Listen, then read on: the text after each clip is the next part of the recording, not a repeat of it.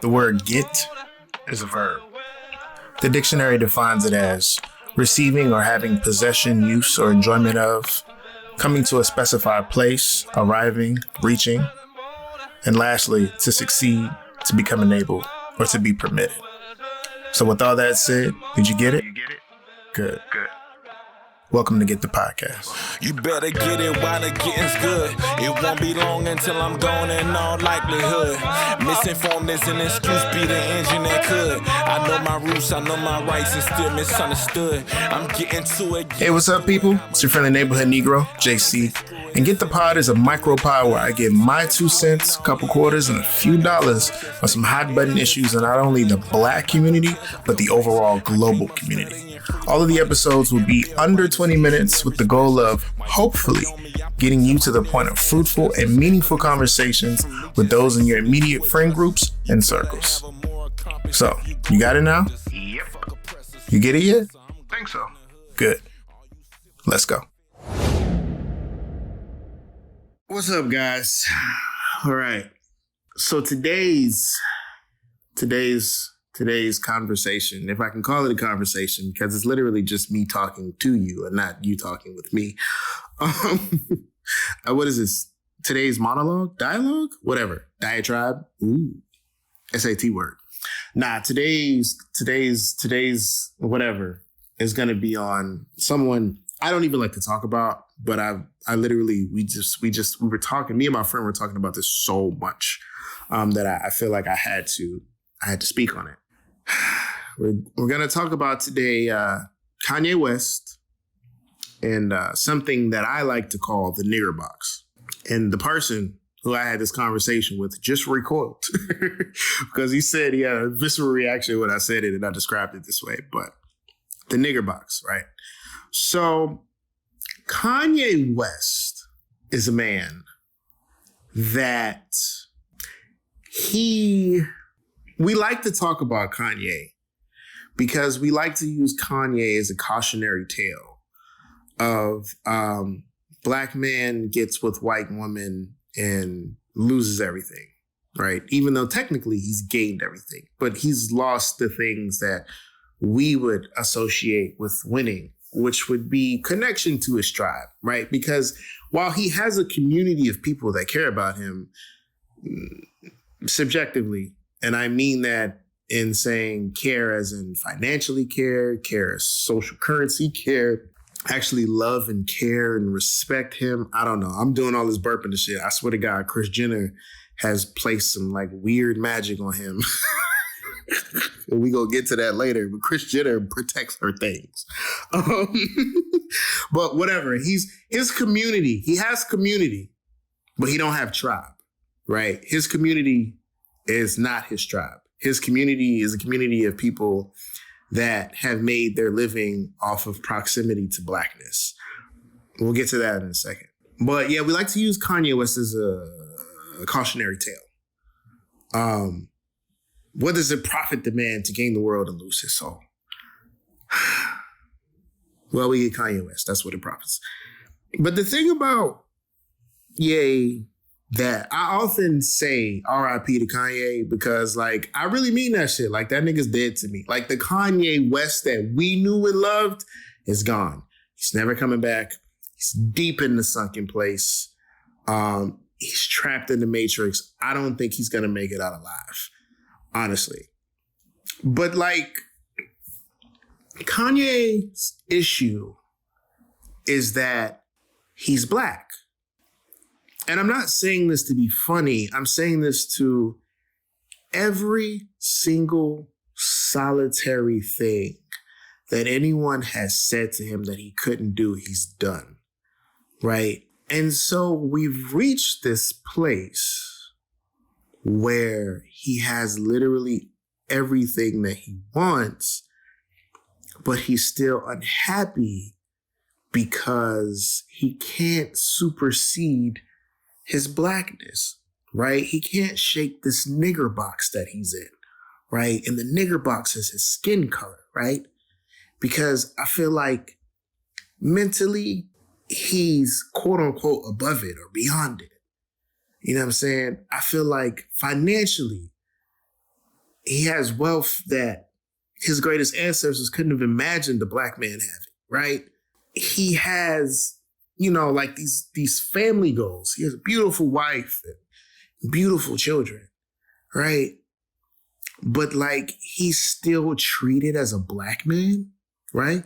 People still, for all of his accomplishments, being a fashion designer and a producer and, a director and all of these things, people still say he's a rapper, right?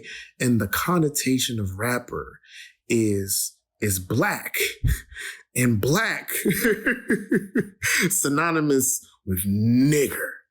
And it's like, it's this box that he can't escape. And it's like, I think you have to understand, like, this is kind of, everybody postulates that him losing his mom is the reason that he's having mental health issues. Like, nah. I mean, like, that probably didn't help, but that's not the issue here. The issue is, I've done everything that they said I can't do except be black, right? I can't supersede the way that the world sees me because they see blackness first and everything else second. I got Kim Kardashian as my wife. I'm attached to the Kardashian clan. And they still see me as black. Like, I still stand out like a sore thumb. Can you imagine what type of mental box, like what type of mental shit that would do to you, right? Like, literally not being able to supersede the fundamental basis of who you are as a human, right? And to be mentally trapped in a body that you feel like is beneath you, right? To a degree. Like, just mentally, that will fuck you up because, like, every day when you look in the mirror, you see the thing which you feel like you've outgrown, which is yourself. And you're constantly reminded that you haven't outgrown yourself, that you will never outgrow yourself, right? Like, that's some trippy shit, bro. Like, that's some next level shit. And it's like, to make matters worse, the reason why you are where you are and have got what you got is because of the way that you look, right? So essentially you're saying that I'm done with this tool. I'm ready for a new one. But you can't. You can't go to Home Depot and get a new screwdriver, nigga. You are the screwdriver. Like, the screwdriver has fundamentally given you what you are. So you trying to supersede that and saying that I no longer need this tool, right? And doing everything you possibly can to not be inside this box, this nigger box, right? To not be valued on how you physically present. That must be fucking torture, dude. Like, that level of aversion to self, right? That is deep, fam. And it's like, my homeboy was like, I feel like he's just acting black when he needs to. And I'm like, no. You don't understand. Like, you can't take away Kanye's blackness in that way because his blackness is fundamentally who he is, right? I said the reason why it feels inauthentic and it feels disingenuous is because of Kris Jenner, right? That's Kris. That's Kris using her greatest asset, one of the most influential black men on the planet, using her tool the way that she wants to use it, right? So that's why it's disingenuous, because no matter the proximity to the Kardashians, no matter the proximity of the Kardashians to blackness, they will never be black, right? So there are intrinsic things that the tribe knows, this generational, genealogical knowledge, the shit that's passed down, and generational trauma that gives us the special sauce that is. You know what I'm saying? They will never have that, right? The kids will have it.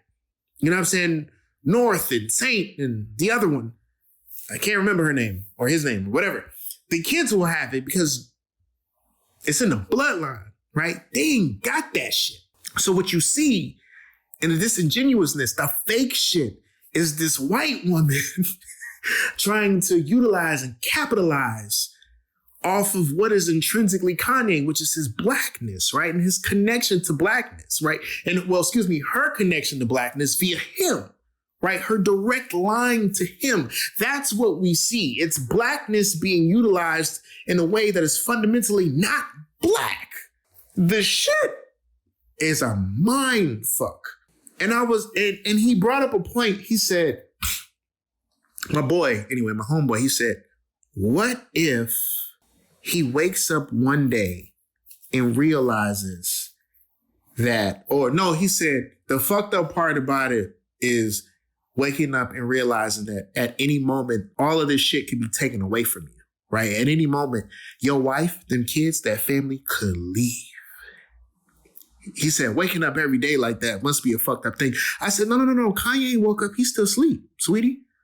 Like, that nigga still asleep. He's still deep in the sunken place. It's not even the sunken place anymore. It's his reality, yo. Because, number one, Kanye is not the type of person that would wake up, realize some shit like that, and we not hear about it. That ain't who Kanye is.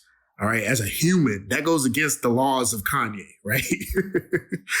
But like, he ain't there yet, fam.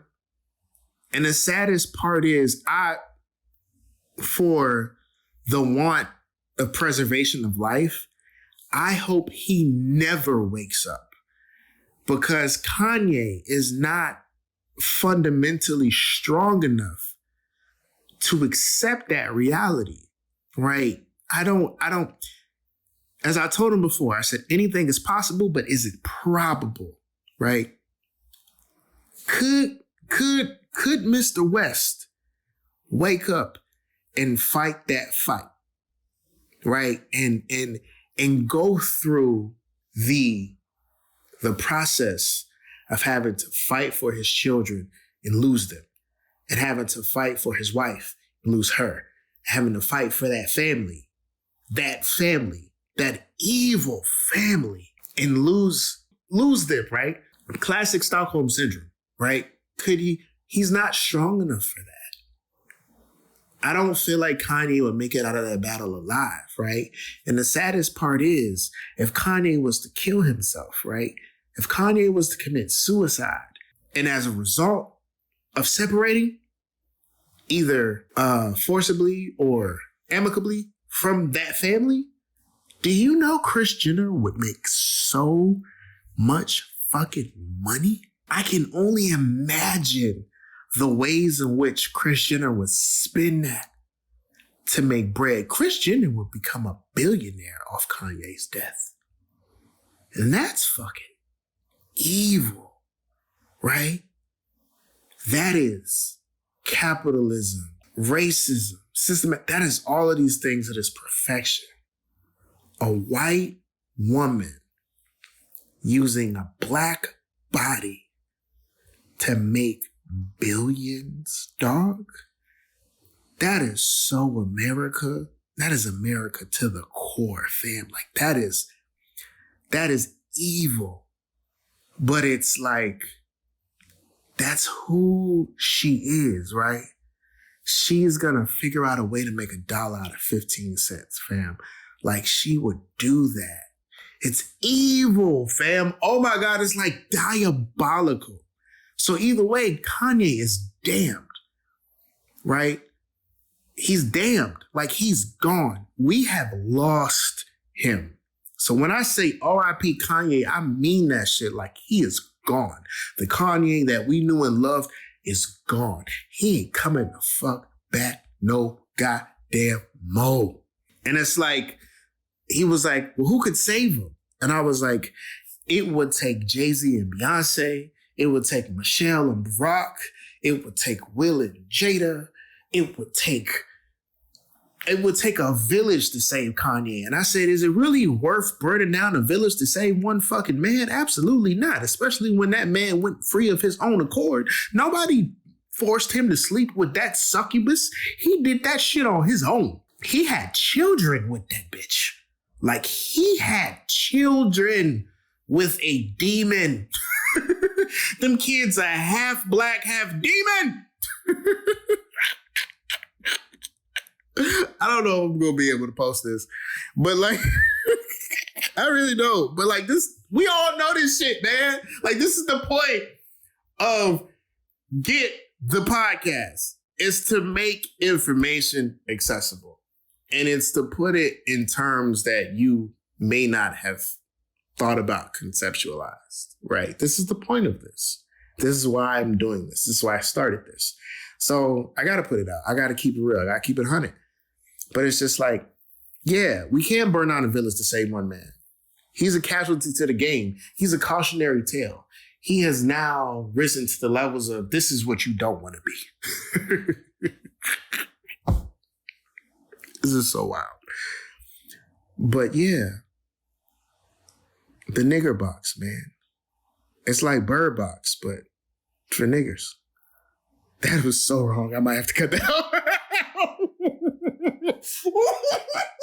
might have to cut that out. Oh my God. I might have to cut that out. But nah, fam, like the nigger box, like it's a real thing. Like for the blacks that don't want to be black or can't accept their blackness, like Candace Owens, them two hood bitches for the Republican Party, like Polyester and Silk, or whatever the fuck their name was. Not Ben Hurst. What's that man name? The one that worked for Hood, that nigga. Omarosa. You know, like the nigger box is real, man. Not nigga. No, not nigga. Nigger. The nigger, hard R. The nigger box is real. It's a real thing. And I feel for any black person that doesn't accept themselves and is fighting to get out of that box, because you ain't gonna never make it out the fuck alive. That is a losing battle. You're never gonna win it. You're never gonna win it. You're never gonna, you can't fight nature. You can't fight who you are. You can't fight yourself. You have to love yourself, and you have to love all the good and the bad. There's a penance that we pay as black people for being the losers in history, which we are.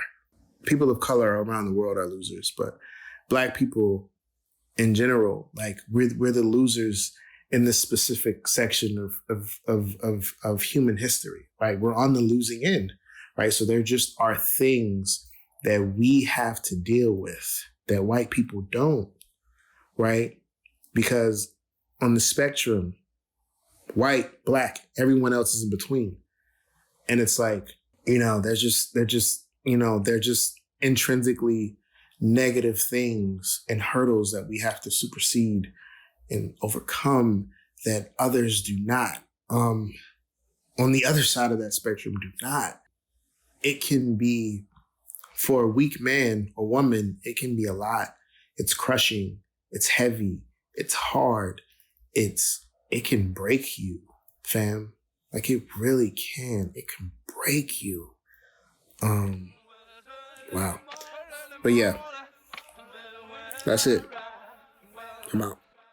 Get the Podcast is a production from the OVT Network, with original artwork by Kenzo Sturdivant and original music by Sincerely Blue. The podcast is hosted and edited by me, your friendly neighborhood Negro, JC. If you found value in anything I've said here today, please subscribe, like, share, and comment on YouTube or Instagram at the OVT Network. You can also connect with me, JC, on IG at JC from the OVT. Gotta keep it simple, right? Don't forget to rate us 5 stars and subscribe on Apple Podcasts, Stitcher, Spotify, or wherever your podcasts are casted. And lastly, did you know that if you share this podcast with just one person, we would double in size the community? So, with that being said, get to sharing, goddammit. Thanks so much, guys. Appreciate you listening. Peace.